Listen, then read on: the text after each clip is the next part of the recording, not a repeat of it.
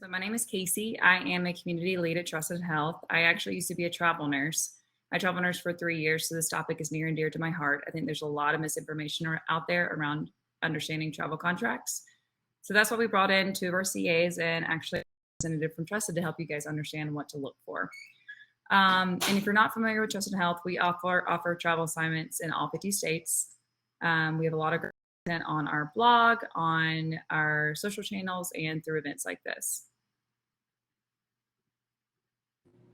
So if you please place your questions in the Q&A section at the top right-hand side of the chat. I should have turned that on already. So you can go in there and you can actually, I need to turn it on right now. So that is now turned on, so you'll be able to find it at the top of the chat. Place your questions in there. You can upvote other questions that you really want answered. That's a great way for me to know which questions you guys are really excited about and what information you want. So please use that function. Sometimes those questions can get lost in the general chat. We're here to listen, learn, and connect and get inspired to start travel with confidence. And let's talk agenda. So I'm going to introduce you to all of our lovely speakers tonight. We're going to talk about what a travel nursing contract actually is, things to know and look for, contract changes, and we are actually going to have Q&A sections along the way so that you guys can we can talk about each certain section, and then you will have an opportunity to ask questions then. Without further ado, I'd love to kick off to one of our community ambassadors, the lovely Andrea. Hi guys, my name is Andrea. I am a current Trusted nurse here in Chicago, and I'm also a community ambassador with Trusted for the past 6 months. I'm originally from Wisconsin. I've been traveling for about 3 years all over the states, and I love it. My little travel companion is my cat Calvin that I got for $25 in college, and he goes everywhere. He's the best companion. And a fun fact about me is I love adrenaline rushes, hence why I work in the ICU. But I've willingly jumped out of the plane twice now, and I've also open cage free dived the sharks in Hawaii on my last contract at the end of the year. So I love something that scares me. Junkie, that's pretty much what you're saying. Yes, exactly. I used to be an ER nurse, so I totally feel you on that one. Yeah, those two go together. Absolutely. Well, thanks, Andrea. Up next, we have Miss Courtney Jones. Hi, everyone. I'm Courtney. I am an adult oncology staff nurse here in Philadelphia. I was previously a nurse advocate at Trusted, so I have a lot of experience, helping nurses navigate the travel nurse industry and their travel assignments. Let's see, a fun fact about me is I like to hike, bike, and play squash. And this summer I went on my first solo backpacking trip in New Hampshire. And I just started taking graduate classes for nursing education. And I'm really excited to be here tonight. Awesome. Thanks, Courtney. Yeah, Courtney and I actually worked together a few years ago. And so it was really nice to bring her back on the CA program and have her join us tonight. It's been really great. And then up next, the wonderful Emma Pointer. Hi, everyone. My name is Emma. It's funny, Courtney actually interviewed me when I started working at Trusted, so it's also really fun for me to see her. Again, I am a current Trusted employee. Before working at Trusted, I was an adult ICU nurse and then did PCU for a travel assignment. I started at Trusted as a nurse advocate, then moved to our clinical success partner team, and I'm now managing our onboarding and compliance team. I have my MSN in nursing education, and I'm super passionate about being there as a support system for nurses in all aspects. I'm also a total travel nursing nerd, self-proclaimed. I wrote a book on travel nursing for beginners that you can find on Amazon, but love all the nitty-gritty details of being a travel nurse. Awesome. Thanks, Emma. Yeah, she's definitely a resident expert. To everyone who's having, I know you probably can't hear me, so I will type this out in just a couple of minutes, but if you're having any problems with your sound or video, please leave the event and rejoin using a laptop and Google Chrome is the most compatible for those. And if you're problems, use the help button in the top right corner. I'm going to type this up in the chat for those who can't hear me, but just FYI. All right. Without further ado, I'm going to pass it over to Andrea Sommer. Hi, all right, so we're going to start with the basics, essentially what you're signing up to do, like what is a travel contract, and this is why we all came to this event today. So we'll get started with that. Perfect. In the basics of your contract, you pretty much just, what do you want to look for, what you need, and essentially your legal agreement to your agency and also the hospital. This is the backbone of your new venture. This is where the fine details are that include your pay, which a lot of travel nurses come for is like the higher pay, but also goes over your shift, if you're required to do on-call time, your hours, everything under the sun. Big things that can kind of be altered around the basics of the shift and hours is like your requested time off or RTO, your floating requirements, if you're expected to float anywhere within your hospital, and your job description. So it kind of sounds basic, but you really have to read this all over. We're all humans, might make mistakes with these contracts, but you want to make sure that what you have talked about with your manager is also in your contract before signing. So a little basic, but read before you sign. So here's what we're going to get started into, like what do you need to look for, the fine stuff that you need to make sure is perfect for you, the fine nitty-gritty details. So we'll get going on that. When you have that first interview with your manager on the phone or Zoom or whatever it is, this is when you have to for me, I have like a little template of what I always ask every single hospital, what is the shift? If I'm working day shift, is it strictly days or is it variable? And what does that look like rotating at your hospital? Some hospitals do variable shifts, every other week, every 2 weeks, and that really could make a big difference if you're not comfortable with, flipping shifts like that. Other thing is hours. It kind of sounds basic, but again, one time I showed up at 7:00 in the morning, but my shift started at 6:45. I just didn't know. This was years ago, but it's stuff like that I just didn't ask. And, every hospital is different. So you really have to ask all of these basic questions. The hospital location is big, parking, also scrub color, because a lot of hospitals these days are kind of getting to categorize scrub color, where lots of navy blues, lots of royal blues, that kind of stuff. So just make sure you kind of go over all of these, because this one interview is kind of like your only chance to get all these questions out. Another big thing for your contract that is very, dependent on the nurse is your time off. Some nurses don't care. They're just there for the 13 weeks and they're out. Some other nurses, want their birthday off, or they have a wedding this weekend. You have to kind of look ahead at your planner and see, all right, when do I need time off? And it's only guaranteed when it's in your contract. You can't sign the contract and then go back and be like, hey, I got a wedding next weekend. It doesn't really work like that. Also, this is a tip I learned within a few years, but I kind of just will throw a random weekend off in my contract, because when you get out to wherever your contract is, your friends all of a sudden want to come hang out. So you always have that time off. I've already requested this time off just to have free, and it's nice. Then you can plan farther in advance. So I felt like that really helped and kind of gives you more time to plan rather than waiting for the schedule to come out. Another thing is the holiday requirements, especially around the winter seasons. You don't want to be stuck working, Thanksgiving, Christmas, New Year's Eve. I kind of would, give it at least one major holiday to the hospital. I feel like you have to do your part. You can't request all of them off unless you get lucky. And you will get your holiday pay. But I would suggest doing at least one, maybe two if you're very kind, but just that's something to talk about with the manager. Maybe she already has some, a certain policy that you also have to abide by. Lastly, switching shifts. Something comes up and you need a shift off. Normally hospitals like just travelers, switching to travelers. It just kind of evens out the staffing and, the skill level. But also ask if you're able to switch a staff. Sometimes it's no big deal, but it's good to know. It's good to see who you're able to switch with. So these are all things you need to ask in that first interview with your manager. Floating. Here's where no one likes to float. Let's get over it. It's, it is what it is. Staff doesn't like to float. Travelers don't like to float, whatever. We're all getting paid.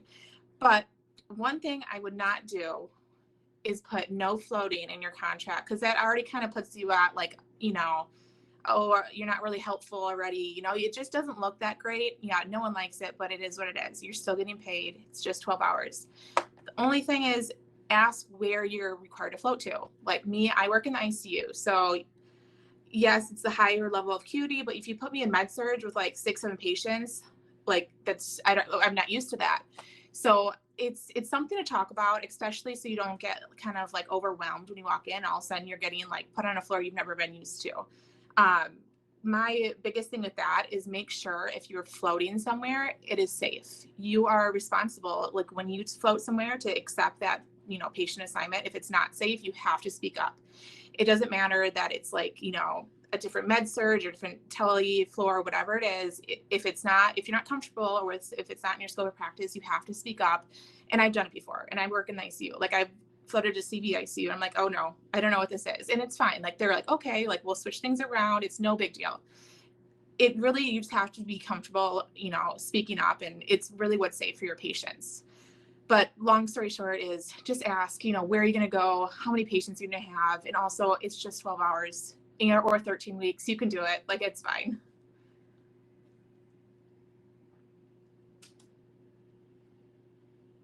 All right. I think this is for Courtney. Yes. Thank you.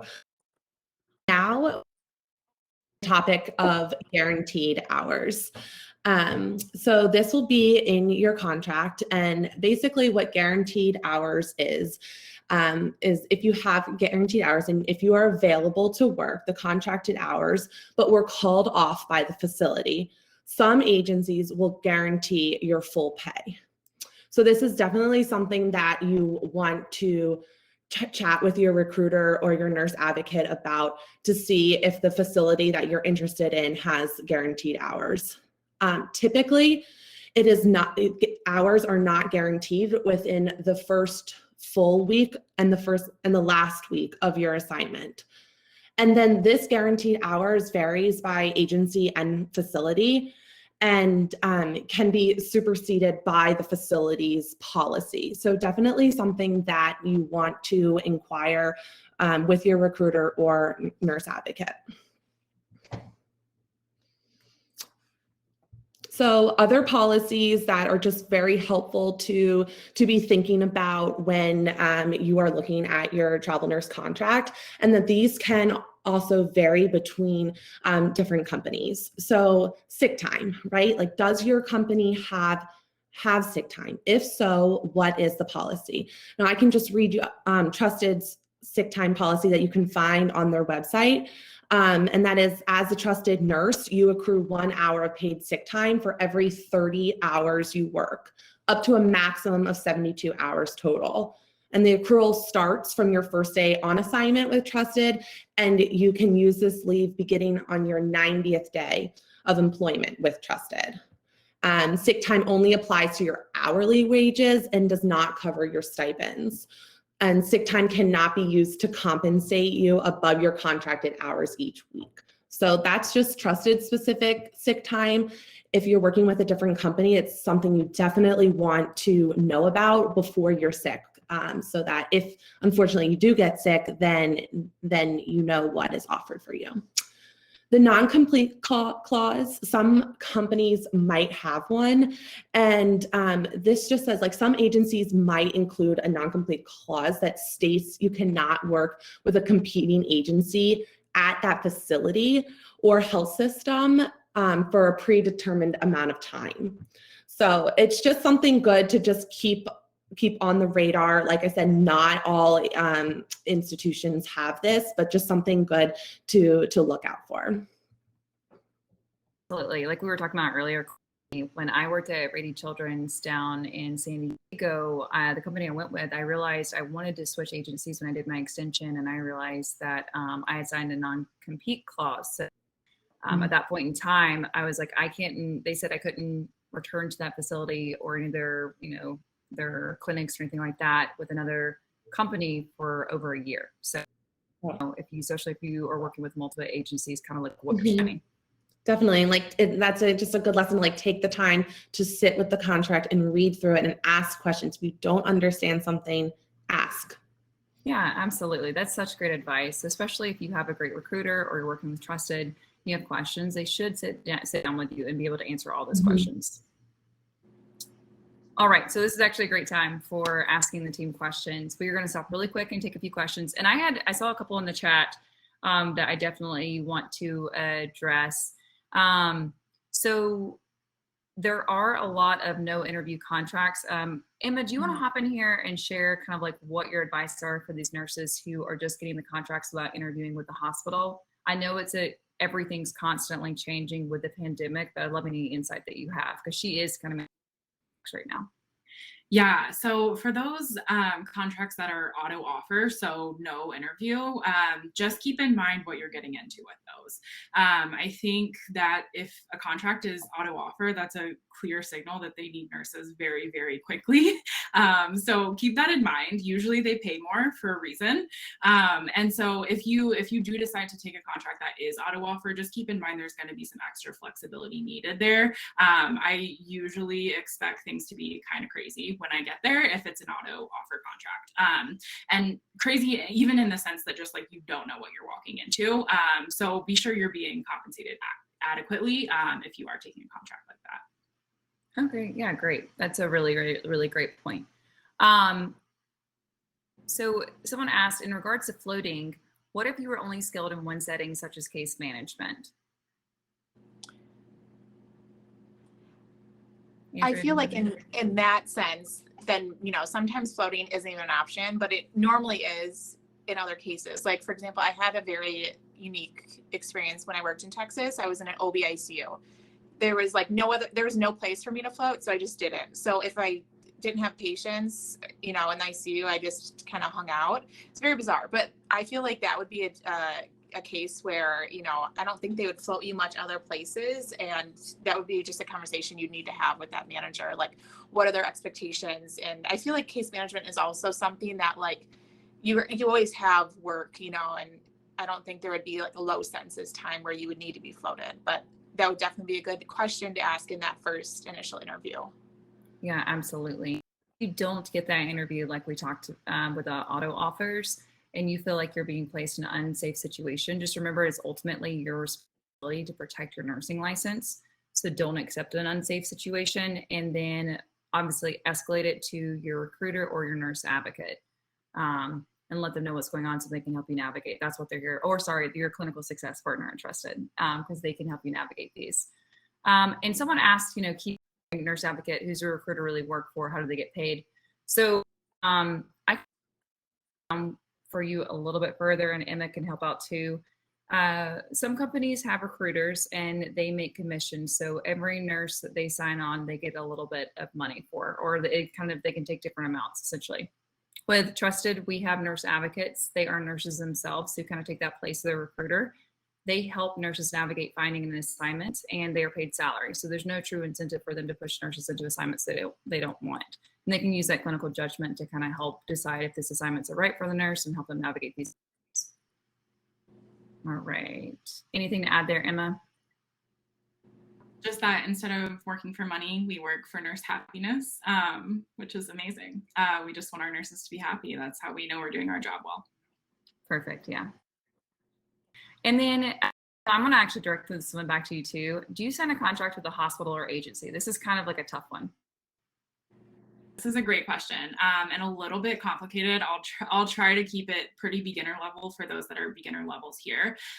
So there's something called an MSP typically, and they're going to be, you could think of them as like a third party or a middleman. They're an additional layer that is usually in the contract. So typically the way it works is you have a contract with your travel agency. Just for example purposes, it would be Trusted in this case if you're working with Trusted, and then Trusted has a contract with an MSP or a third party. And then that MSP or third party has a contract with a facility. So that's why things in the travel nursing world can sometimes take a very long time to hear back from things like time off requests or any sort of special request that you have. It passes through several hands and several different contracts before it gets to you. The most important takeaway there is that you are an employee of your agency. So all of your agency rules will apply to you as far as like the way you get paid, the way your time off works, all of that stuff. How the staff nurses get paid and how the staff nurses get time off has nothing to do with how you get paid. Perfect. Yeah, thanks for that insight, Emma. I appreciate it.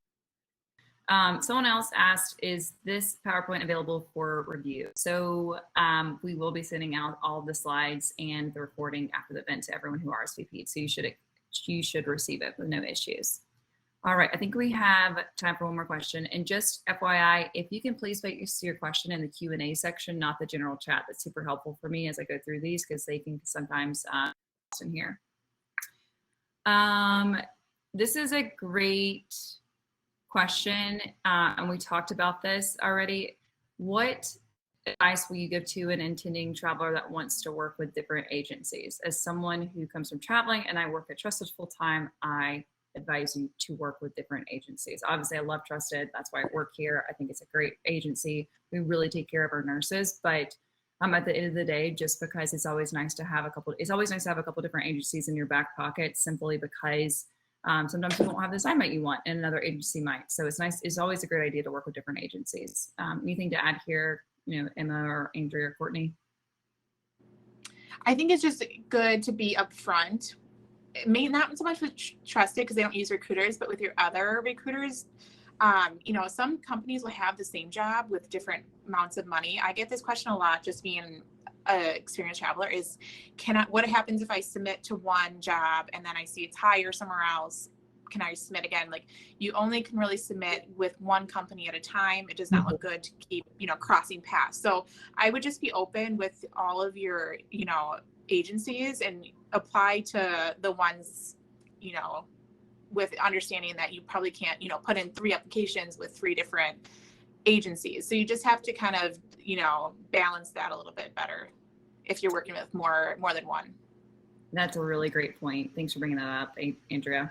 I'll add something here too, that it's really important to be your own advocate in this industry, and just know what you want. And then if don't feel pressured by any one company to take a position. And if it's not something that you don't want to do, then just say so, and don't feel like you have to because you're talking to this one person from one agency. So really kind of figure out what you're looking for, and then try and find a company that aligns with. Yeah, I love that, Courtney. I'll also add too, one thing to keep in mind when working with multiple agencies, which I would echo what the other girls have said, I would definitely recommend working with other agencies, is to be sure you have clear boundaries set with all of your recruiters. Make sure they are not blind submitting you to places that you don't give permission to submit you. I've seen on the back end people get blind submitted by recruiters, so then they're submitted to the same job through multiple agencies.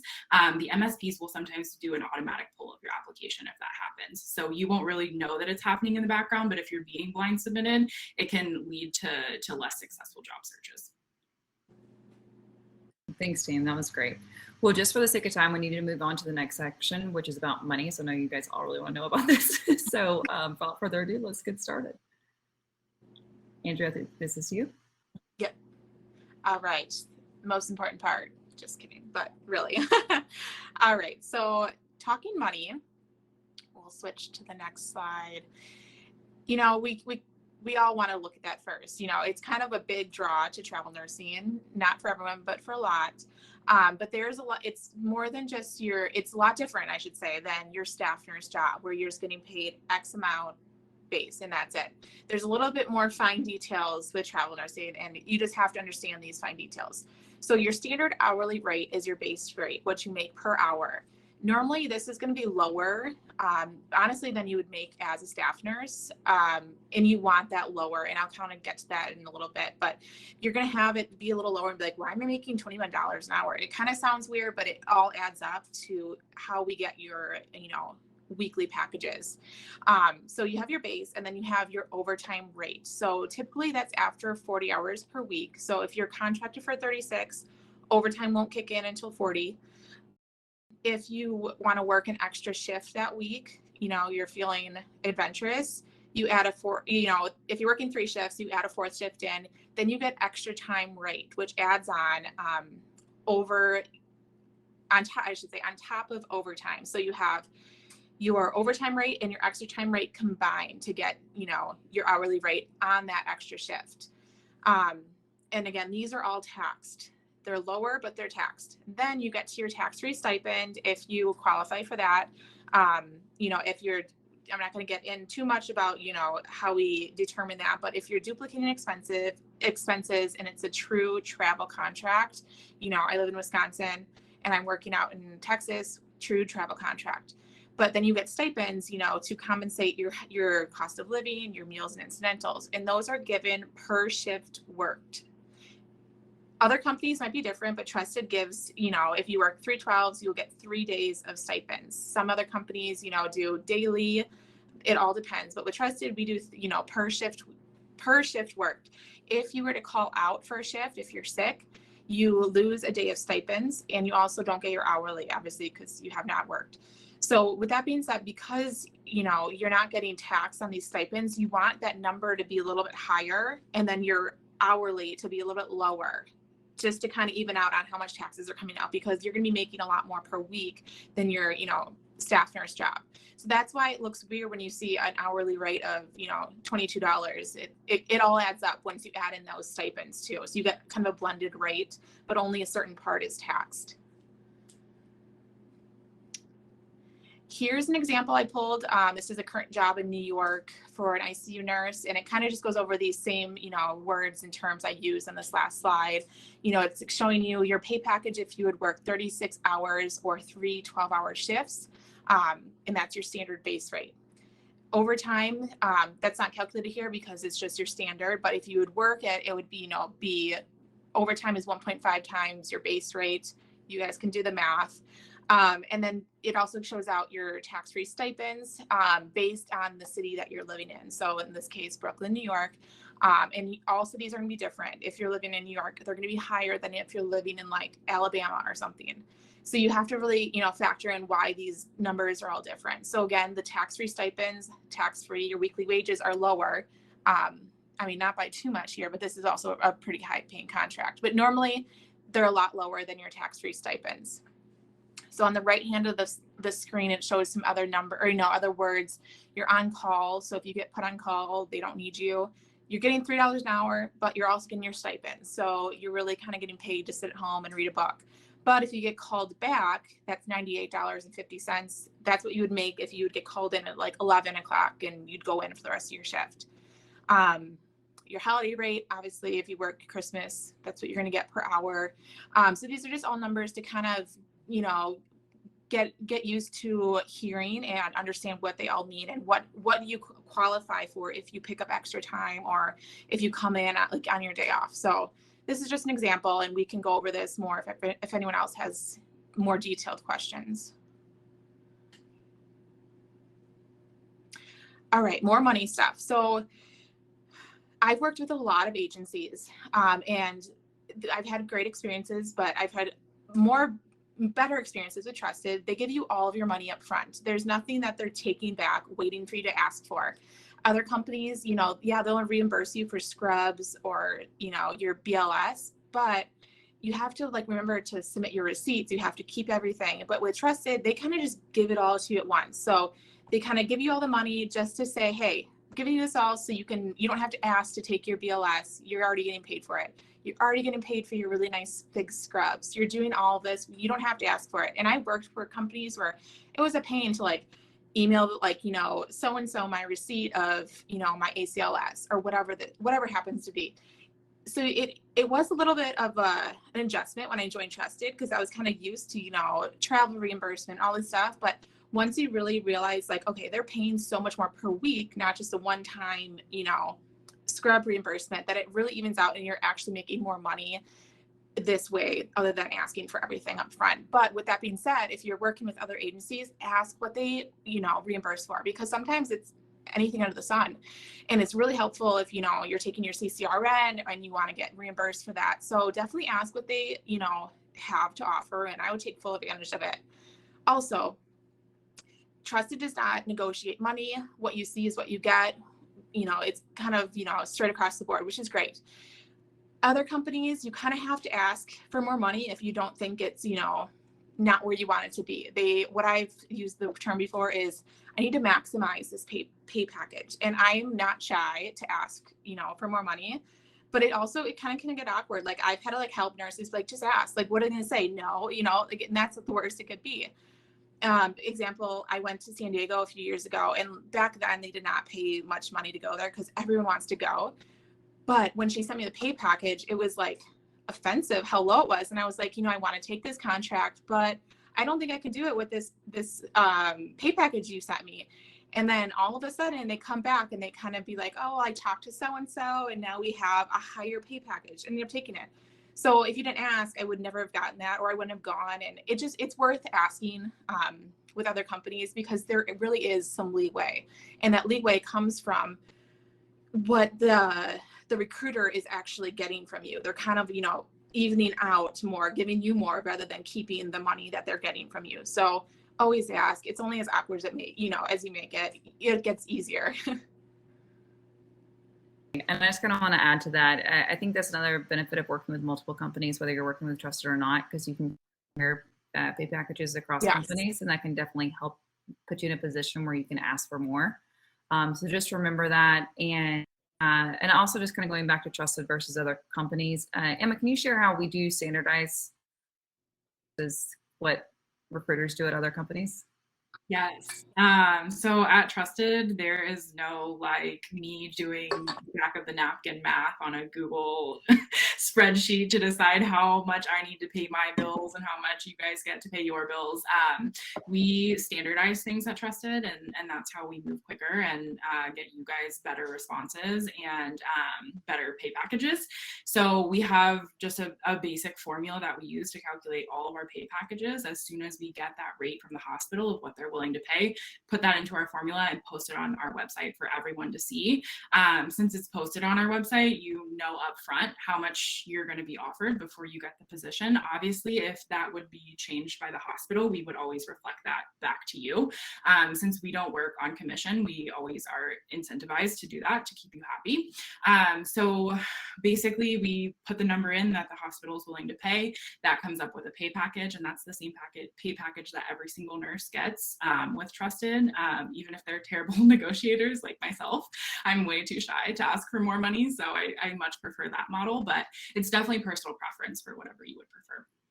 Awesome. Thank you so much for sharing that. Yeah, I definitely I definitely got lowballed on my first contract, which was not with Trusted years ago. And it just like hurts your soul when you look at it and you talk to your coworkers how much you could be making. So even if you don't go with Trusted, just look at our website to see what you should expect for assignments. Because I want to ask you one more question, Emma. I'm not trying to do a sales pitch for Trusted. I just think this is important for help people understand, why does she pay more than other companies?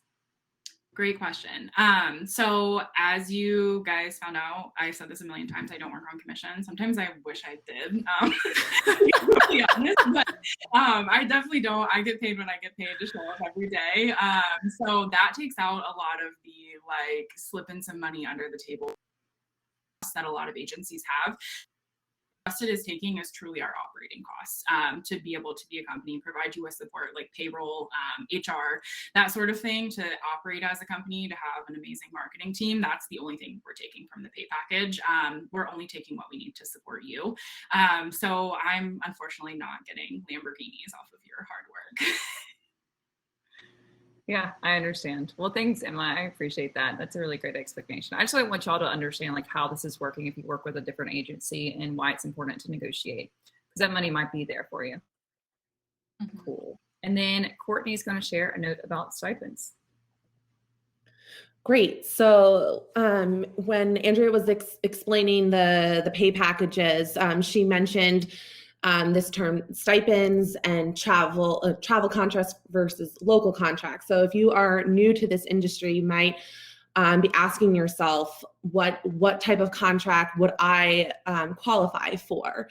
And so that's all based off of where your primary residence is, where your tax home is.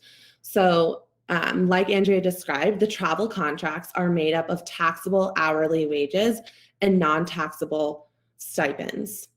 On the flip side, local contracts are all taxed. So in order to qualify for these non-taxable stipends for meals, lodging, and incidentals, you must be working away from your tax home. And basically that's saying that you are duplicating your expenses. You can kind of think about it as like if you worked for a company, say you like did not work in nursing, you worked at a company that flew you around the country to do projects on. When you are working with that company at a different location, your company would be paying you for your hotel and your meals and everything that you would be doing on work. It's similar to the stipends for your travel nurse contract. You can think of like a local contract as all tax. That's similar to a staff job, right? So I'm currently working a staff position in Philadelphia. My tax home is in Philadelphia. My paycheck at my institution is all taxed. And so if you have questions regarding like, okay, like what is considered, like where can I work outside my tax home, then it's best to ask a tax professional. And Trusted has great resources on their blog about this because it's something that they don't teach us in nursing school. And so a lot of new nurses to traveling have a lot of questions about like, I live here, where can I work? And those questions are directed to tax professionals. Like I didn't take any tax lessons in nursing school. And so like when I was a nurse advocate at Trusted, like I did not feel comfortable answering those questions because I didn't want to astray. I don't want to give them wrong advice. And so that would be my advice, is to seek out a tax professional. Always seek out the tax professional. When I do a follow-up email that includes the slides and the recording, I'm also going to send you all the name of a tax professional that specializes in travel nurse taxes. You can call him. He's really nice. His name is Joseph Conte. And then I'll also link out to an event we did on travel nurse taxes because it's really difficult to navigate and it's very confusing. And I've given talks on it, and sometimes I still get confused. One thing, I even saw a question: travel based on 50 miles from where you currently live at your last place of work. I'm getting different answers from different companies. I'm going to be a first-time traveler. So Devin, that's a really great question. There is this kind of myth regarding how to establish a tax home. It's not 50 miles. Some agencies will say that. The IRS actually states that it is far enough away from your tax residence that it requires an overnight stay. So, which is extremely vague, and I understand that. I think that's why facilities or recruiters state the 50 miles, but just to make it simple for people to understand, but it's in fact, that's not correct. So that's why I really encourage a lot of you to work with tax professionals if you have questions about establishing your tax home, and make sure that you're doing everything correctly to avoid getting audited. I'll also say it's very unlikely you will get audited, but just FYI. Let's see. This is one that, Emma, you're going to laugh when I ask this. I think you're the right person for this one. I just lost it. Should agencies be paying us for pre-hire modules? Last agency refused to pay for my time doing this. This is a golden question.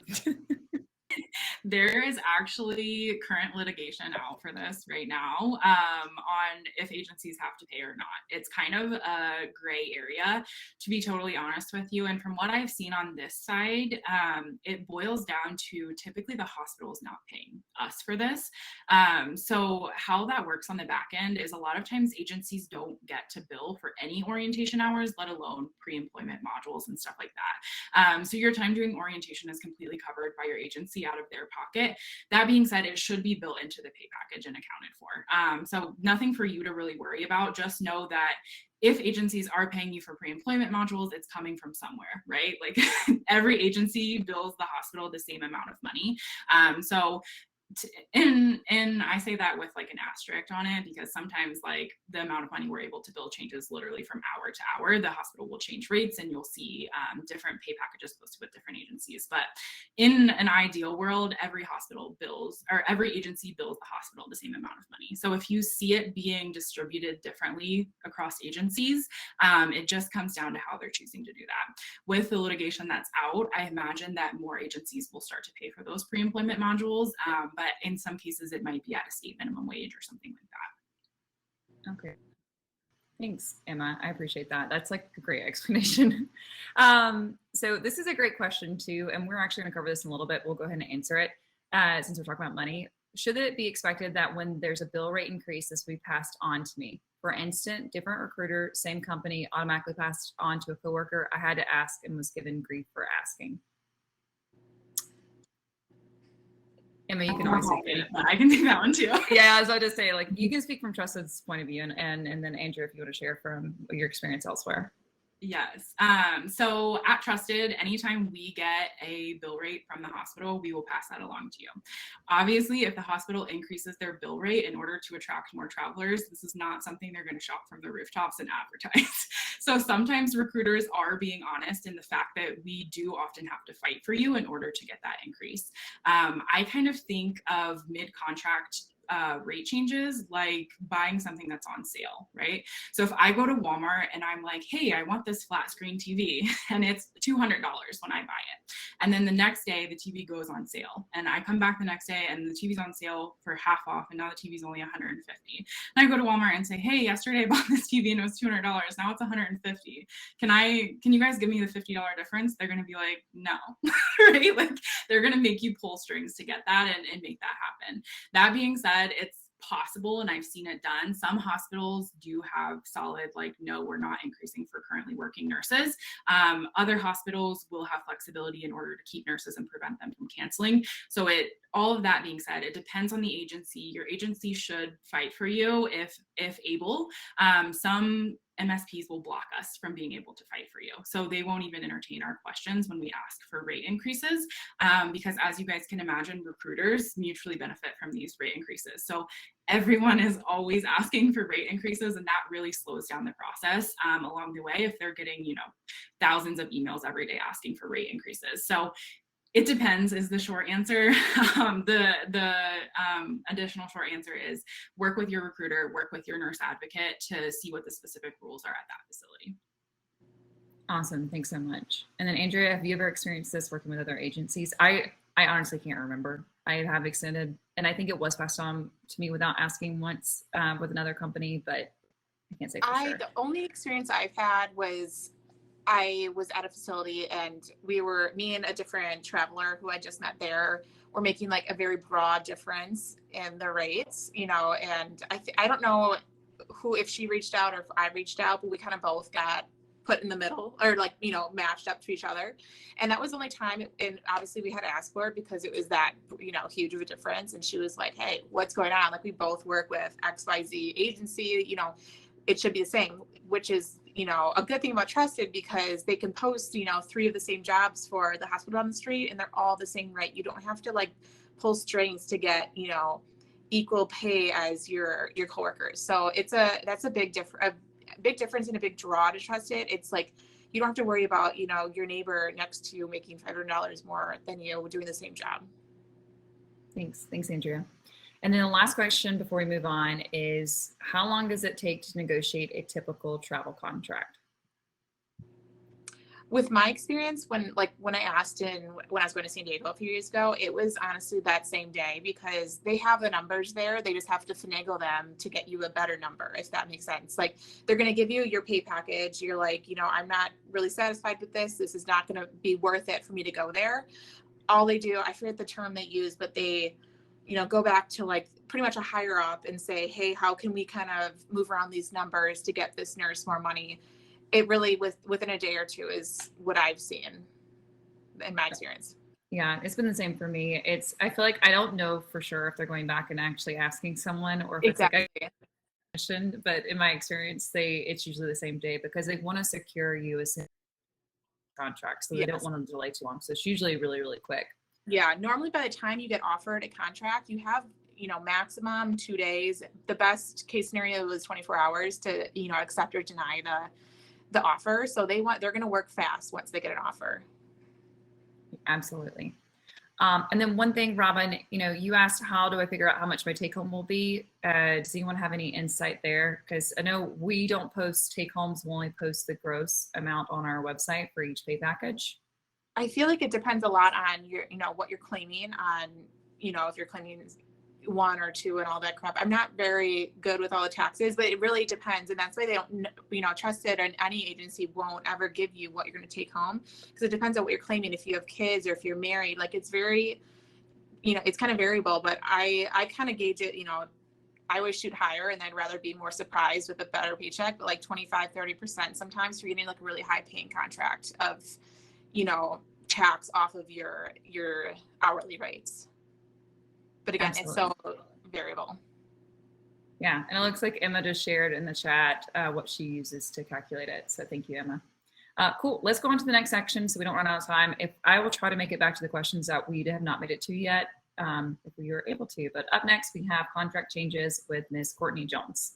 Great. Okay, so now let's talk about different changes that can happen to your contract. So this is different than travel nursing is different than staff nursing, right?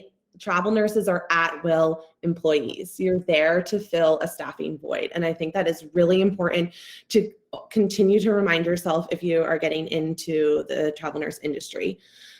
So the hospitals can cancel, unfortunately, nursing contracts because you are at-will employees. On the flip side, nurses can also cancel their contracts, and we'll talk a little bit more in detail about that. Sometimes there are penalties associated with nurses canceling their own contracts.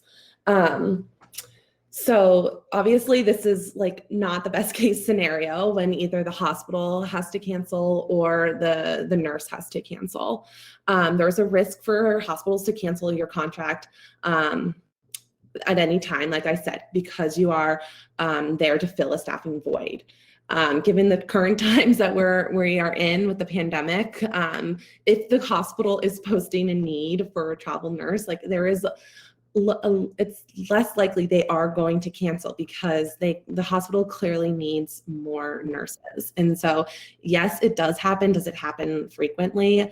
I would say doesn't, because they need staff members, and maybe Emma and Andrea can chime in if people are seeing more contracts canceled by hospitals, but given the shortages of nurses across the country, this is like less likely to happen.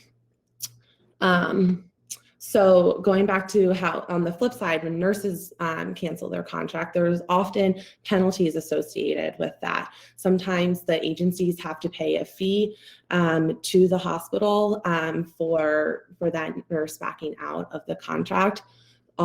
Sometimes also, if you want to flip to the next slide, Casey, I think. Oh, never mind.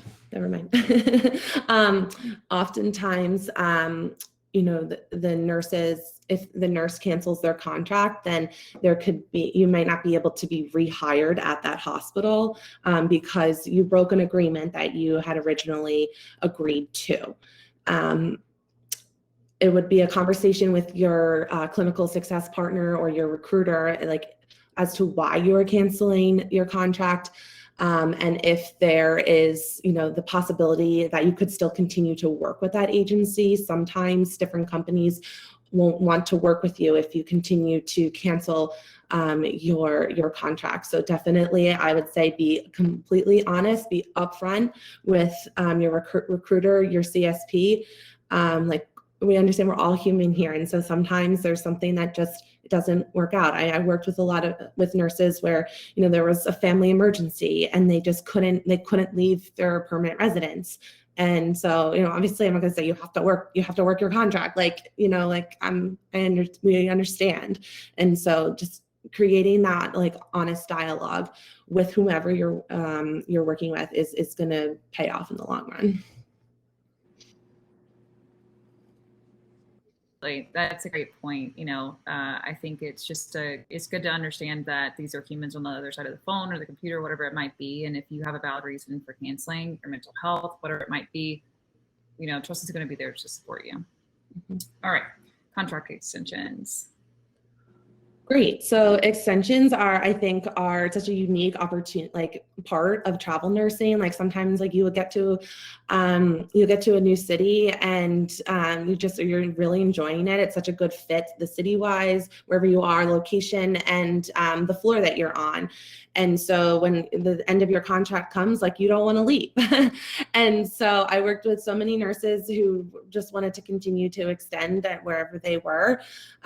So from my experience on this, the best advice I can give is to keep the communication open with your manager, your hiring manager on the unit in the hospital that you're at, because that manager is going to communicate with the hospital, with that third party, saying, I want this nurse to continue. We still have a staffing void. It's a great fit.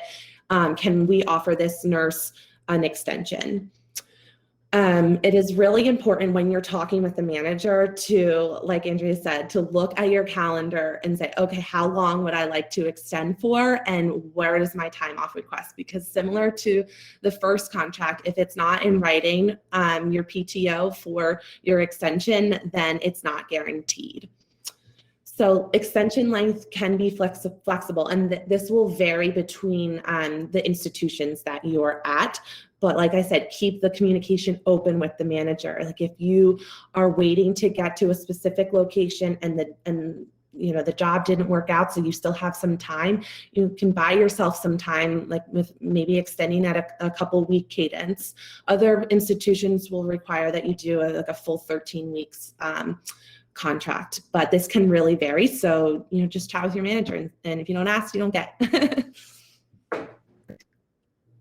All right. Well, I think that concludes all of the presentation. So now it's just time for questions. We have 10 minutes. We have a strict 10-minute, cutoff at the end of the hour. So we are going to do some rapid fire questions, team, and see if we can make it through all of those. So I hope you guys are prepared. And then if you have any last questions, please put them in the Q&A section right now so we can answer them. So is it common to ask for a shorter contract than posted? Andrea? I think it's worth a shot. Again, what are they going to say? Just no, and that's your answer. But most of the time, before the pandemic, it was really just 13 weeks. It was rare you would see anything less. But now with the pandemic and these crisis contracts, you're seeing 4, 6, 8 weeks. If you do have 13 weeks assigned and you only want 8, just ask. I feel like at this point, and this critical staffing shortage, they're going to take, if they really need someone, they're going to take you. It can't, hurt to ask. So I feel like it's worth a shot. Especially for extensions, I've seen sometimes if you just want to stay a couple extra weeks, they're fine with it. Mm-hmm. Thanks. Yeah, I think it's always great to ask. How long is orientation usually? In my experience, I've been traveling for 3 years. I've seen orientation be anywhere from 8 hours to 3 days. The best case scenario is obviously 3 days, but it really depends on the nurse. Now, I really just need to know where all the supplies are. If you're traveling, you should know how to take care of the patients. It's more so the layout of the unit and that kind of thing. But again, this is a great question to ask the manager in that interview, because they'll have that exact answer for you. And if you don't feel comfortable with just 1 day, then you need to tell her or him that, I need a couple extra days, or I need, another rundown of the unit. And they're normally very fine with it. They're not going to set you up for failure. They want to make sure you're comfortable. I've had only, great experiences with orientation. That one time I did get 8 hours, it was, again, I've been traveling for a while. I'm fine. Just show me where the codes are and all that stuff. So it really depends. Just ask. And if you need more time, just ask that too. Absolutely. I've had everything from 4 hours to 3 days. Actually, no, 2 weeks once, which is very rare. So 6 months. Yeah, it was a float position at Children's Hospital. Awesome. So let's see, real quick, does Trusted offer health, vision, dental, life insurances? I know we offer health, vision, and dental. Is that correct, Emma? Perfect. And then let's see. I did see a question that I actually really want to address in the chat. If Barry was saying, if an RN is canceling for unsafe conditions, could you provide some insight, Courtney and Emma, how you would tell them to navigate that? Because I think that's important going into travel nursing. Oh, canceling the contract because of unsafe. I would continue the dialogue with your CSP and let them know of the situation that you're experiencing. And I think this is why Trusted is unique too, is that the person that you're talking to is a nurse and has been at the bedside and understands what an unsafe situation is. And so Trusted, I can only speak for Trusted here from my experiences, but they are going to support you as the nurse. And we obviously don't want you to be working where you feel like your license is put in jeopardy. And so so talk to Trusted, let them know, because they won't know that you are, they may not know that you are working an unsafe situation if you don't let them know. The only thing I would add there is, like, we do this all day, every day, talk to nurses who are working in and very much can help, even if you don't want to cancel, right? Even if you just need help, we can help coach you through self-advocating and stuff like that, ways you can escalate within your facility, and ways you can try to get things better before you get to the point of canceling, right? Because no one wants to cancel an assignment. You're usually locked in a lease. So we try to avoid cancellation if possible, just for that reason. And sometimes we're able to work out things with the manager and with the facilities to make it so you don't have to cancel. But at the end of the day, we're not here to talk you into staying, right? We're here to support you. So always bring it up to your clinical success partner if you're ever having any issues while on assignment.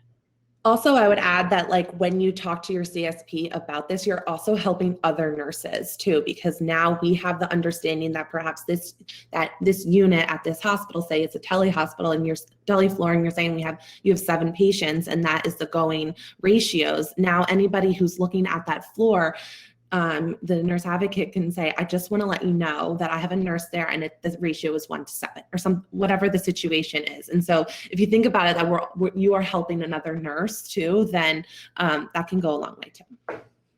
Absolutely. Great. That was a great response. All right. So this is, what is your suggestion for a new graduate nurse seeking to start with travel nursing? I would say to get experience, and so that you have confidence in your skills. Like the others were saying, you may only have 8 hours of orientation, and so you need to have a backbone of good clinical skills before you go floating to another hospital. I'll add to that. I knew I was ready to travel nurse when I wasn't asking for help from my coworkers. Like, when you know that feeling when you're a new grad, when you're asking coworkers questions every day, like, hey, is this normal? Or like, hey, what do you think about this? When I had that down and knew that I was good to go, that's when I knew I was ready to travel. And I'm glad that I waited, because when you get to that travel assignment, you don't have your coworkers to lean on, right? There's times where you get there and people don't want to help you because you're a traveler. So being able to support your own practice, I think, is most important before you take that leap. I agree. Someone also asked, if you only have a year of experience, would you recommend travel nursing? I think it just goes right back to what these ladies just said. If you feel comfortable, then that's fine. A lot of facilities can require 2 or more years, so you might not be able to nail that first assignment with the position or the location that you want here, but they will for you if you feel like it's safe. And do just offer a class on the EHR if you haven't used their charting system before? And every time I've taken an assignment, I usually get that my first day. Does everyone else have that experience? Okay. Yeah, so you do get training. And then can a hospital cancel you for calling off? I feel like it would depend on how frequently you're calling off. If you're calling off, like, at once a week, probably. I would definitely call in when you're literally sick. If it's an actual emergency, I would, really just use your best judgment. You remember you're there, they don't know you. You're probably going to be the first one to go. So I don't think they'll cancel you for calling in once, but if it becomes a bad habit, I think there might be talks or, some discussions moving forward. I agree. And then this one is, I think, kind of pertinent, because it's so crazy right now. So I'm going to direct this at you, Emma. It is taking the travel company I'm currently with to me to finalize my extension contract. Do you know why this would be? Yes. This is annoying to us too, just for the record, so you guys know. So basically what happens, what I explained earlier, how there's tons of parties involved. All of those parties involved are super busy right now, staffing hospitals that are desperately in need. So we are doing our very best to get you responses as quickly as possible. If we're not hearing back, it could be for a couple of reasons. Number one, the MSP or that third party is bogged down with things right now. They're obviously going to prioritize getting new nurses in before they look at extensions, especially if your extension is far out. Like let's say you know your contract's not over till November. That's likely not going to get prioritized by a very busy third-party MSP. The other reason is hospital budgeting. So hospitals have to approve budget before they're able to offer an extension contract to nurses. So various hospitals have different ways of doing this, but some hospital budgets come really, really tight to the time that your extension ends. So if you're not hearing back, that may also be a reason, and you can chat with your manager to see what the procedure is at that hospital. Okay, perfect, great. All right, we have 1 minute left. I want to ask 2 questions that people have upvoted. God forbid, if you can't, what happens if you can't during the